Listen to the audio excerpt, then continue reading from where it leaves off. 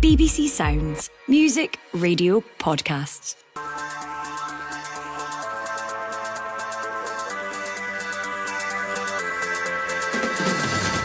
Hello, I'm Amy Canavan and this is the Scottish Football Podcast. It's Tuesday the 5th of November and it's time to turn our attention back to the Champions League. Here comes Celtic, a wonderful move by the way, and that is a wonderful goal! Maida gets his hat-trick! After their Hampden heroics, can Celtic get a result against RB Leipzig? We'll discuss with a man who's no stranger to big European nights at Parkhead. Former Celtic manager Martin O'Neill joins us. We'll also find out what sort of opponents the Germans will be. When it comes to the moments that matter, the real acid tests, they let you down. And that's probably the conversation of the last few days. Like, who are this Leipzig side? What do we believe in? Do we believe in the team that were unbeaten until the weekend, or the one who turned up to Dortmund without really turning up at all? And we'll hear all the latest from inside the Celtic camp. I'm really excited by it because we've got ourselves, after 3 games, into a really good position. And now we've got another opportunity to show that we can pick up a result against a top team. The Scottish Football Podcast from BBC Sports Scotland. It's a big night for Celtic, which calls for a big guest, and you struggle to find anyone more fitting than former Celtic manager Martin O'Neill. Martin, it is a real pleasure to have you back on the podcast. How are you doing? How are you feeling ahead of the Leipzig game? Well, pretty good, really, after the weekend's result. Really terrific, and the team going into the match in really good form. Brilliant result out in Italy, and I think if you were asked any Celtic supporter, would they take the number of points they have at this minute, the 4 points from the 3 games, particularly the away game against Atalanta? Yeah, absolutely. Terrific. Really, really good form they're in. What a great way to start the podcast. Plenty of positivity, and there's plenty to discuss with Martin. We're also going to be hearing from German football expert Seb Stafford-Bloor about what Celtic can expect from their opponents, RB Leipzig. But before we discuss the match tonight, we had Aidan McGeady on the podcast yesterday talking about how special European nights are at Celtic Park. You were involved in a fair few of them, Martin. If you could, what's your favourite? I imagine it must change every now and again when you think back to there being so many, but if you could today, what's your favourite? Well, I don't think there's one particular one. I suppose every single time I'm speaking to Chris Sutton, he always brings up the Juventus game. Funny that. Possibility because he scored a few goals in the match and it was a terrific result and he was brilliant for us. It comes to Sunday shoots. Chris Sutton has struck a magnificent goal for Celtic.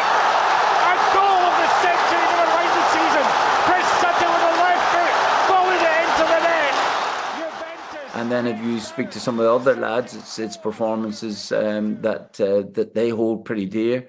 I was speaking to Stilian Petrov not so long ago, and he's got a couple of big memories as well too. A goal he scored out, funnily enough, in Juventus very early on in our first venture into it. Larsson stands over the ball, prods it right. It's Petrov, shot deflected, and Petrov scores. Celtic have a goal back.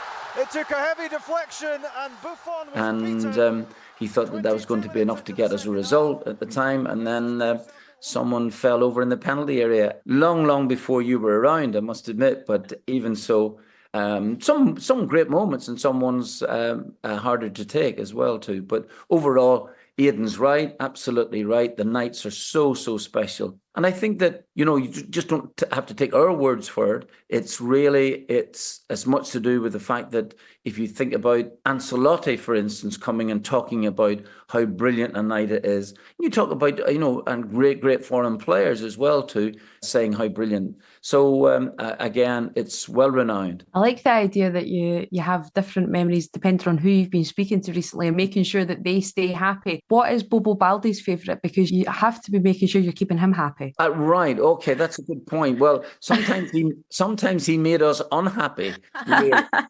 Yeah, like the moment, I suppose, I know it was away from home at the time, but handling the ball against Leon, oh gosh, honestly, if I had been big enough, I would have admonished him a lot more than. But yeah, I haven't spoken to him for quite some considerable time now. I hope he's well. But I'm sure he'll have his own special memories of the days at Celtic Park. As you mentioned, though, there is a massive game tonight, and we must look forward to that as well.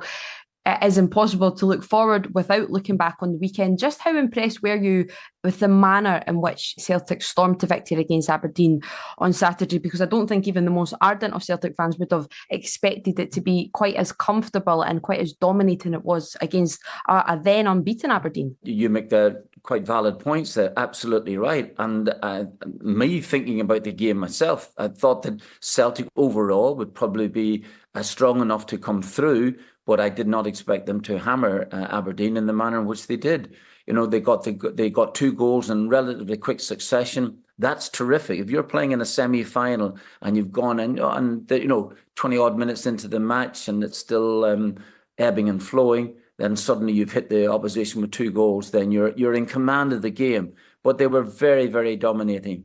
And considering that Aberdeen, who have had a fantastic season up until then, were their nearest rivals in many aspects, then that was a big statement, really, a really big statement. And augurs well now, not just for the upcoming matches here, but for the season ahead. Yeah, it sure could be one that Celtic and many in Scottish football do look back to, though. But we all know what happened the last time Celtic faced a German opponent in the Champions League off the back of a 6-0 win. Celtic beat St Johnstone 6-0 before the Dortmund dismantling. How do Celtic ensure that a Dortmund-esque result doesn't happen again? Right. Well, first of all, big thing at home for a start. That's very, very important, as we've just discussed the evenings that we're talking about. And the crowd play a big, big part in that. There's no question about it. Get right behind the team. And obviously, the crowd look forward to the evenings as much as the players do.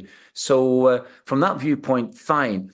Now, a difference really in the sense that I got a little bit carried away myself, having had great result against Bratislava. Forrest picks up and then begins to drive forward, looks to slip in. He does a wonderful ball. Adamina! Number 5 for Celtic! And it's Adamina! The lead up to that there was another terrific performance against St Johnstone, then going into the game and maybe taking Dortmund on. And I thought that was very, very brave. But however, a lesson was learned, I think, in the game. Dortmund are no mugs, absolutely not. Very, very strong side. And really, it was a very hurtful result. There's no question about it. It might break here to Mitchell. Slams it home. Bottom left corner. And the substitute celebrates in front of the yellow wall. It is Dortmund 7, Celtic 1. And the suffering just goes on and on. But then, maybe learning from that, you go then to Atalanta. That's a terrific effort. Goalkeepers made some great saves, but overall, it was an excellent performance. And now suddenly they can try and put the Dortmund game. Well, I think they have done by just putting it out of their minds and saying, that's it, an aberration, it happened, let's get on with these here. And it's points in the board rather than in terms of the goal difference at this time. It's the most important thing. So anyway, overall, this is a tough game, really, really tough match. There's no question about it. I tried to watch a little bit of their game against Dortmund. And listen, they can play a bit as well. These lads are decent footballers. So it will not be an easy task, but it's one that you can really look forward to. And I think after Saturday's result, confidence high again. There was plenty of criticism after the Dortmund game. The approach that Brendan Rodgers went with over there, as you mentioned, is a much different task being at home. There was then the completely different, it was more defensive against Atalanta, that bore plenty praise. Where along the scale of approaches would you like to see Celtic take to Leipzig? Right, okay, it's a very good point. I'm not going to be sitting here now and criticising other managers when I have sometimes gone into matches myself and thought after 20 minutes, ooh, I'm not so sure about this. Really, I can remember way back in our first episode, it was against Porto, not against the Porto side that we played in the UEFA Cup final, but a game where they came in with a team formation that looked a little bit strange for me. And we had done our homework beforehand, but they give us a lesson, really, in many aspects. And it's trying to learn from these things is the most important thing. And I think that, right, in terms of approach, from my own viewpoint, I'm not saying that you're going to have to sit back because you don't do, and you go in with all the best intentions in the world, but then the game takes its own course after a while. And I think sometimes you can be without changing philosophies, without changing your method or the way that you've instilled into players how we want to play, things like this here, you can adapt and you can make little changes here and there. And I think from the result anyway, I'm not saying that, and listen, I might be making this up, but from the result, you would suggest that changes have been made and that, you know, where you had to defend, you defended very, very strongly, which they did. And when you tried to attack, you still could maybe open up the opposition. So from that viewpoint, I thought it was a terrific effort, really great, the game itself. And I think that they should be really positive about tonight, simply because of the performance in Atalanta. Do you think it's fair to say that this could be almost like the marker match for Celtic? I think many expected them to beat Slovan Bratislava.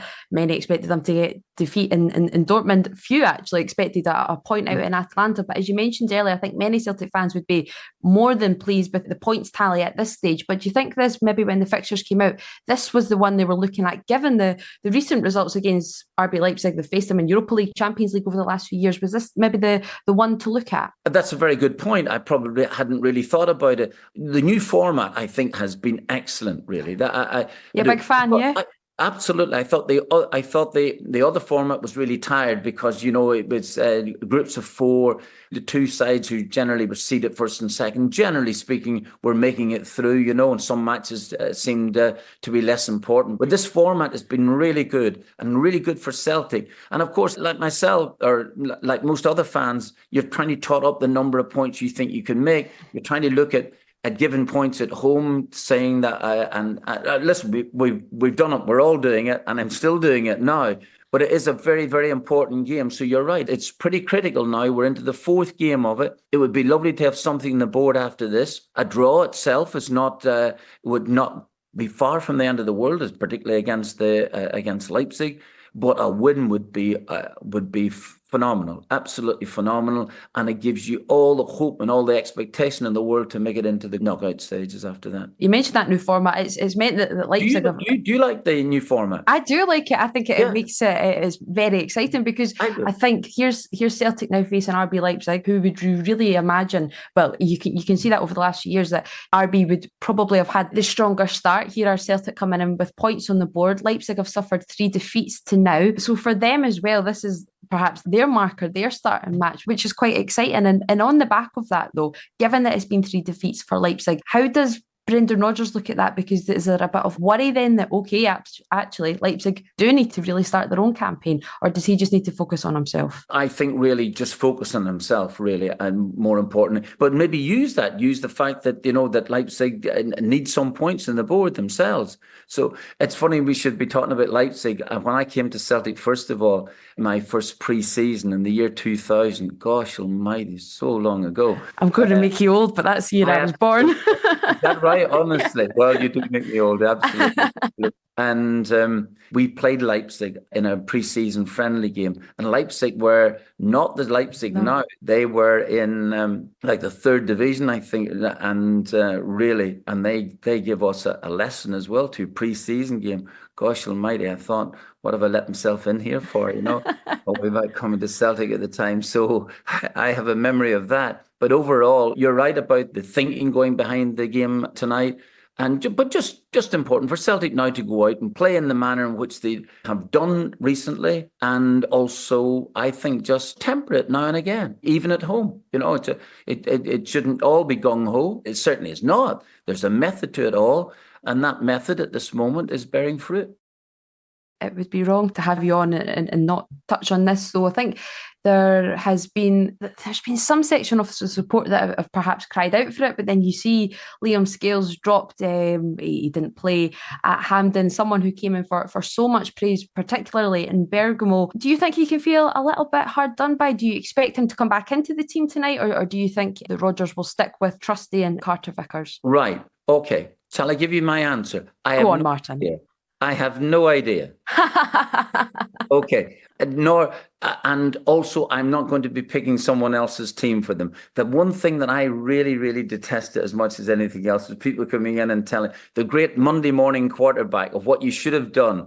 what you should have done the day before. And it's even worse when you get it in your own household. When I don't mind the journalists telling me, but when it's wife and children telling you what you should have done, that becomes a major problem. So, no, I don't know whether he will or not come into the side. I don't know what's in Brendan Rodgers' thinking. And really, it's not up to me. I know what I might do if I was a manager, but that I'm not.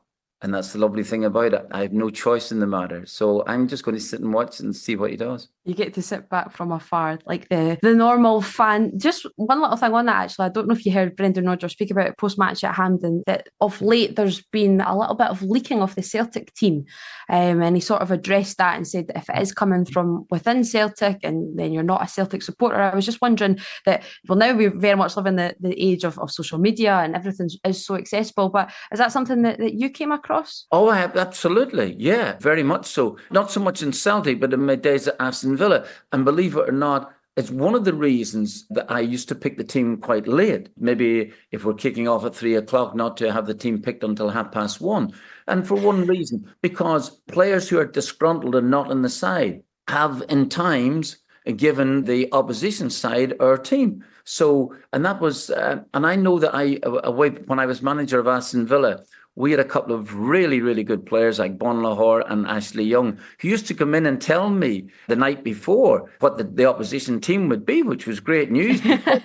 they had some disgruntled companions either at whatever other club that we were playing. So that was good news. So you felt, and generally speaking, they were spot on in their team. Now, I'm not saying it was happening on a regular basis, but on occasions when you felt as if that's nice to know if that's the case. So if there is a leakage, I'll tell you what it is. In a more serious note, it becomes disappointing from that viewpoint. That's the point. And when you start to think, well, is it a player giving it? Is it someone else? What's happening to the whole thing? I think that becomes really disappointing if that's the case. And sometimes you can become a little bit paranoid about, someone's leaking the team when in actual fact it's not happening. And of course, paranoia and Celtic do not sit together, do they? Oh, seamless, Martin. Absolutely seamless. Someone doing a lot of talking coming out of Celtic anyway, but you're going to be continuing to do a lot of talking, and we must have a little word on this before we do let you go. You've got a couple of live events coming up in Oban and in Stirling. I believe it's with Graham Spears, who I know. Does Graham let you get a word in at any time? Graham's very, very good. He's gone to organise these. We have honestly just a lovely little intimate chat. It's really fine. It's a bit of fun. And it's usually from the younger element, like yourself, if they were coming to it, would have no idea who I am. So that's not true, Martin. And sometimes the younger people sitting in the front row, and I say to them, you have no idea who I am. And they say, oh, we do. Our fathers have told us. And I said, are you sure your fathers have told us or your grandfathers have told us? So from that viewpoint, but it's nice evenings, and Graham is a very, very, very good host. He sure is, doing in conversation Q&A events hosted by Graham Spears at the View in Oban on Friday, November 8th, which is just around the corner, and the Albert Halls in Stirling on Saturday, November the 9th. So 2 nights with Graham Spears, you lucky man, Martin. It has been a real pleasure to have you on the Scottish Football Podcast. Thank you very much for your time. It's an absolute pleasure. Thank you very much for having me. So what sort of opponents will RB Leipzig be? To find out, I've been speaking to Seb Stafford-Bloor, German football correspondent for The Athletic. You're listening to the Scottish Football Podcast from BBC Sports Scotland. Right then, Seb, I think if Celtic fans look at this new format of the Champions League, they see themselves sitting pretty with 4 points, and they see RB Leipzig with 0 from the opening 3. They might have a little bit of confidence, a little bit of optimism, but when you scratch behind the surface a little bit, they have been very tough games and they've all been very close, haven't they? Yeah, pretty much. I mean, obviously, Atletico Madrid, Juventus, Liverpool, that's about as difficult a first 3 games in Champions League as you could possibly ask for. Generally speaking, Amy, Leipzig have been pretty good, certainly against Atleti and Juventus. They were a little bit disappointing against Liverpool, but I think that the thread between those 3 games is when it's come to actually winning the game, taking the chances, seeing out or protecting leads, that's what's let them down. And it's kind of the perennial question with Leipzig, which is if you build a team out of young, developing players who are appreciating in value, and your business model is to do that, where do you acquire the kind of the nuance and experience to see yourself over the line in those kind of games? So the bigger picture is loads of talent, loads of good moments, lots of individual performances of merit, not the overall team performance yet. So Celtic would be wise to be wary and not to kind of look at that null point and think, there's nothing to worry about here. At the same time, since those 3 games, Leipzig have lost Xavi Simons, who to me is their most dynamic, most creative player, really the link between their midfield and attack, given the way they play. So there's some hope there, and it's not quite as strong a team as Celtic could be facing. You mentioned the wise to be wary, because if you then look away from the Champions League and you look more into the Bundesliga, sitting second, sitting much more pretty. So league form, how are Leipzig sort of coming into this game? Had we had the conversation before the weekend, I'd have been really positive. They were unbeaten, they were joint top of the league with Bayern Munich and deserved to be. They defended ever so well. They've got a pair of attacking players in Benjamin Šeško and Lewis Openda, who for me are as dangerous as there is in the league, probably with the exception of Harry Kane. But they went to Dortmund over the weekend and were really poor. They took the lead against a team who were without all sorts of players who are mired in really crisis, Amy. There's all sorts of kind of existential angst at Dortmund at the moment. They surrendered their lead, lost 2-1, never really played with any sort of conviction, never took advantage of the fragile opponent they were facing. And so it's begun a conversation which has never really left Marco Rose's Leipzig, which is you can't quite trust them. They're good. They've got loads of talent. There's players on that side that you could easily imagine playing for Real Madrid or Bayern Munich or Manchester City in a few years. And they have become a key provider to that level of the game. And yet, when it comes to the moments that matter, the real acid tests, they let you down. And that's probably the conversation of the last few days. Like, who are this Leipzig side? What do we believe in? Do we believe in the team that were unbeaten until the weekend, or the one who turned up to Dortmund without really turning up at all? You mentioned the sort of weaknesses that they've shown through fits and starts to the season. What would you say is their biggest weakness right now? What can Celtic fans look to hope that their side can capitalise on? I think the hot and cold nature of some of their individual players, Amy. Šeško is a really good example of this. So people in Britain will know Šeško mainly, I guess, through the European Championship, but also because he was linked with Arsenal last summer. And for my money, nowhere near ready to do that, because at his best, Šeško is a world beater. At his worst, he can look like a Drittliga player. And he sort of bounces between those two extremes. And I think whilst he is a really prominent example of that, I think that exists within the squad generally. Openda is subject to that. Simons won't be playing against Celtic, but the conversation around him at the beginning of the season was, he's not quite himself, and this is kind of natural. It's not to denigrate any of these players. It's just what happens when you're a young player growing into playing senior football week in, week out, and the physical and emotional demands that come with it. You have to allow players to sort of fluctuate, and that happens at any club in the world. It's just that at Leipzig, you don't have the senior presences in the middle of the pitch, or the kind of the tent pegging players. And I think that's very, very true throughout the team. And you're looking also at players coming in and adapting on the fly. So, for instance, before the transfer window shut, they sold Mohamed Simakan. He moved to Saudi Arabia. In comes Gertruda from Feyenoord. And so you have to allow a player like that to adapt. At the same time, he's immediately a starter because the person he's replaced with a first team regular. And so you have these little gaps, these little pockets of lack of chemistry. That is a terrible bit of English. I like it. We can go with that. I can picture it. All right, I'll just stay off social media for a few days after it comes out.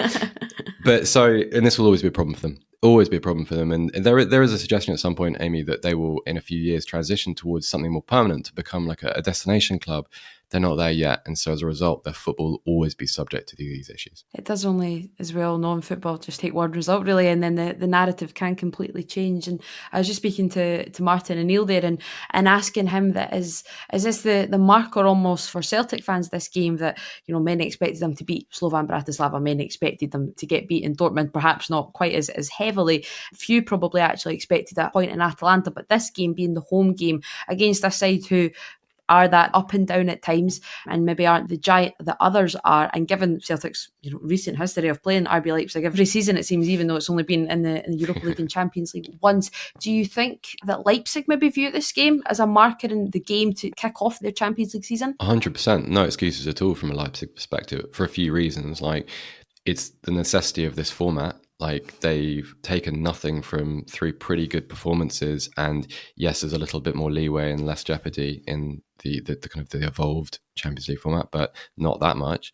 Secondly, from the German perspective, the defeat in Borussia Dortmund kind of colours the perception of what Celtic are. I didn't really feel as if that was really a fair reflection of the standard of either the league or the team that Dortmund were facing.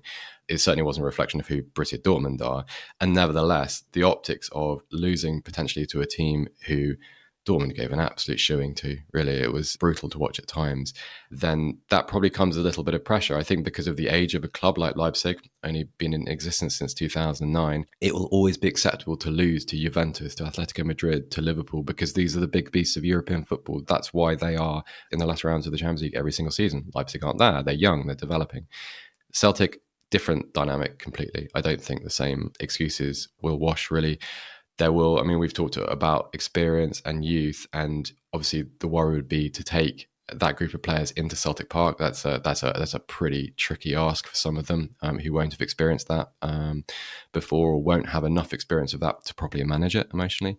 At the same time, clearly a game they should win. Clearly a game they should win. That's very much what's the message coming out of Germany. I think so. I think that's fair. And I think it's not intended as any disrespect towards Scottish football or Celtic, of course. There's enormous respect for clubs of that history and reputation. And actually that goes obviously beyond Leipzig, but Germany-wide, there's a huge amount of respect for what Celtic represent in football historically. But from a technical perspective, purely from a comparative perspective, yeah, of course, that's a game that they should be expected to win. The Scottish Football Podcast from BBC Sports Scotland.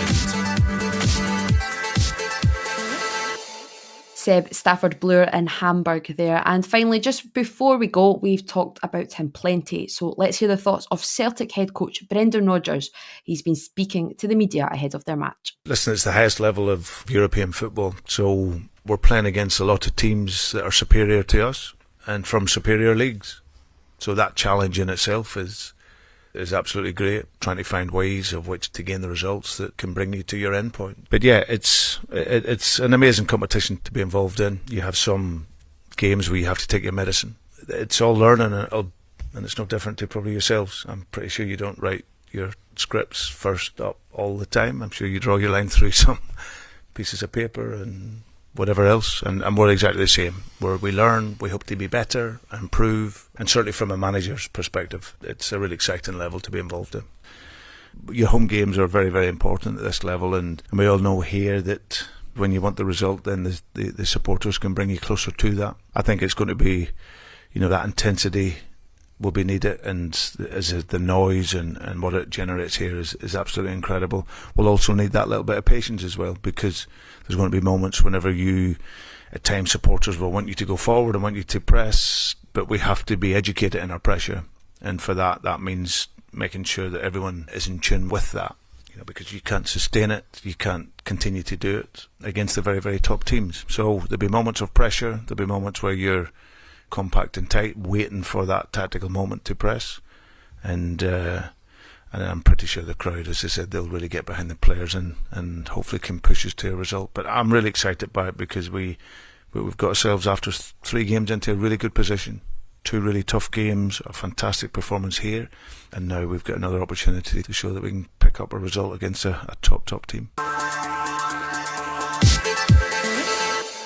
That's all we've got time for. My many thanks go to Martin O'Neill and Seb Stafford-Bloor, and thank you very much for listening. You can hear full live commentary of Celtic v RB Leipzig on Sports Sound on BBC Radio Scotland. The programme starts with the big match build-up from 6 o'clock, and there will of course be comprehensive coverage and live updates on the BBC Sports Scotland website and mobile app. And we'll be back here on the Scottish Football Podcast on Wednesday with reaction and analysis to whatever happens at Celtic Park tonight. So make sure you don't miss out, and subscribe on BBC Sounds and have push notifications turned on in your phone. As always, thanks very much for listening and enjoy your football.